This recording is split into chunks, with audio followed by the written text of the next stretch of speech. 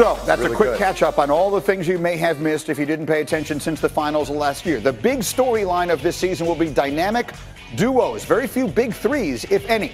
Jay Will going to count down the top 5 dynamic duos in the sport. Go. This is all subjective. It depends on what you value. Number 5, James Harden and Russell Westbrook. Oh, my goodness. Yes, I know they combined for the last 5. 4 or 5 scoring titles, last 3 assist titles, but efficiency is going to be a thing. He shoots career 30% from the three-point line. He set 3 screens last season. 3 screens last season, Greeny. How's he going to do not having the ball in his hands? It's going to be one of the best experiments to watch. All right, who's ahead? Let's go. Number 4.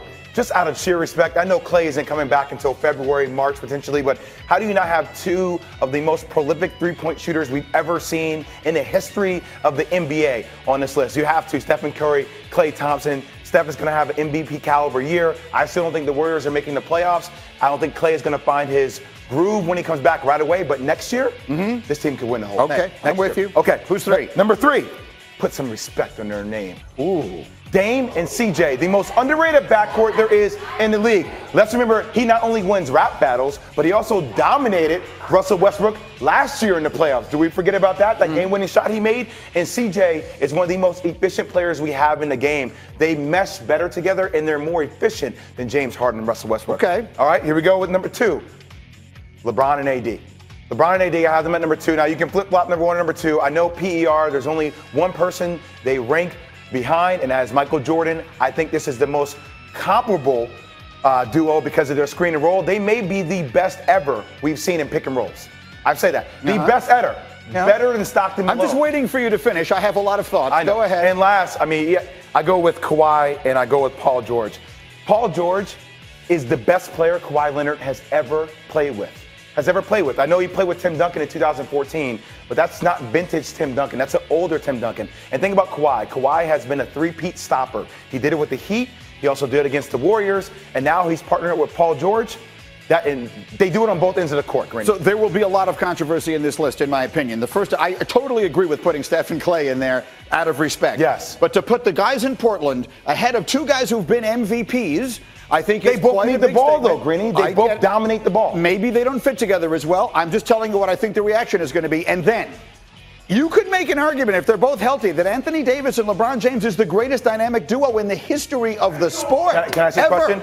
If you were to take this matchup, yeah, who do you take? I take the Lakers guys. No. If you were to take Kawhi and LeBron, who do you take? LeBron. You take LeBron. Yes. I take Kawhi. I think defensively he would be great against him, and then defensively I don't think LeBron would guard him. They would try to move if they get Andre Iguodala, that can help them. But I like this pair defensively and offensively. Well, listen, bring to the table. It's your list. I like it. I enjoyed watching it. I totally disagree with it. Fine. No question in my mind. If they are healthy, the Laker dynamic duo of LeBron and AD is not only the best in the sport right now, you can make an argument it's as good as any pairing there has ever saying if they meet been. in the finals, you take the Lakers? Yes, I take the Clippers. Lakers. Okay. There we go. We'll bet some shoes on it. Yes. Meanwhile. Not your shoes. You need to hear this.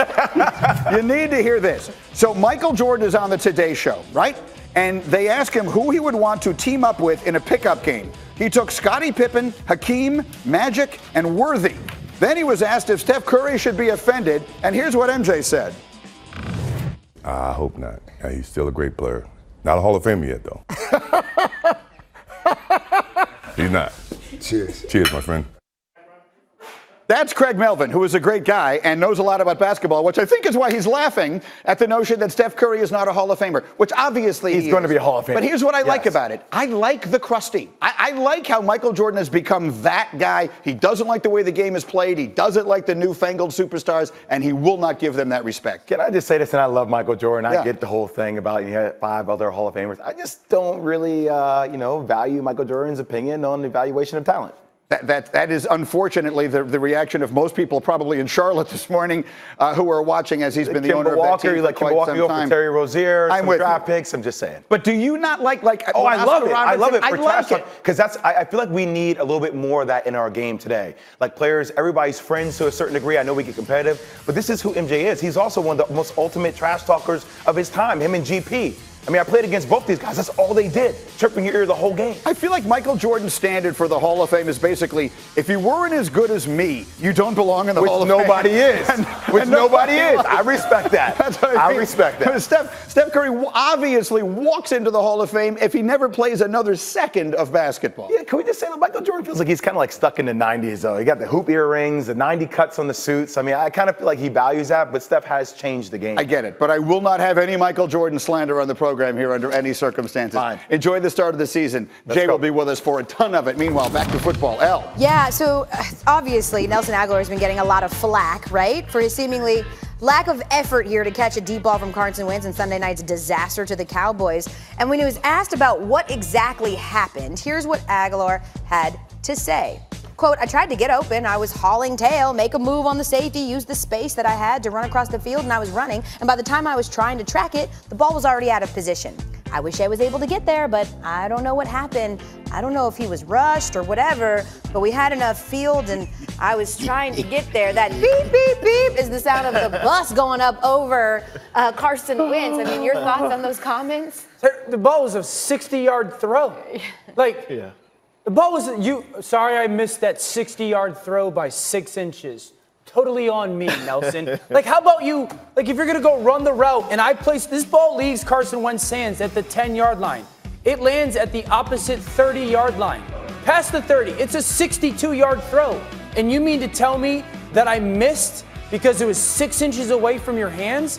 Like, as a quarterback, I got real issues with that. That was a relatively decent moment in that.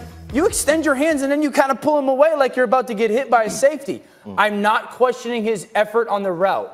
I am questioning his effort to go catch that football. Absolutely. I've seen receivers go after that ball. I ain't gonna pretend like that. Listen, I've never been that fast. I don't know what that looks like. But what I will tell you is sometimes television can be obscure. That's all I'll say. What do you mean? I don't think diving would have helped him catch that ball. He obviously saw Maybe that not. angle. He obviously saw that the angle. We're not questioning. We're not questioning that. To me, it looked like the ball landed a little bit behind him, so he would have had to dive back almost. These glasses work. Run it back. Run it back. These glasses work.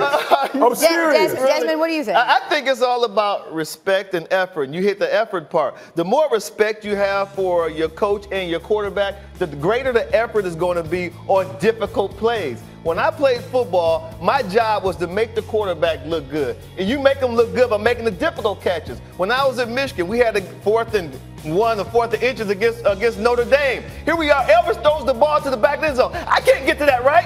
Oh, yeah, you did. Right? Okay, Your two job is but I have so much respect for Gary Moeller for giving us the confidence to call that play. And for Elvis Greenberg, I'm going to give him the maximum effort I can to make sure we capitalize on that play. So in my opinion, it boils down to respect and effort. You bring up a bigger conversation, too, about Carson Wentz and what has Is there been some talked about with symbolism this here? team. Because that's what people are Absolutely. saying. There's symbolism here that he didn't lay out and that, like, they don't respect him and they don't really care. They're mailing it in. I wish we had enough time. I've watched that exact play happen in a practice by the New England Patriots with Tom Brady and Julian Edelman. Yeah.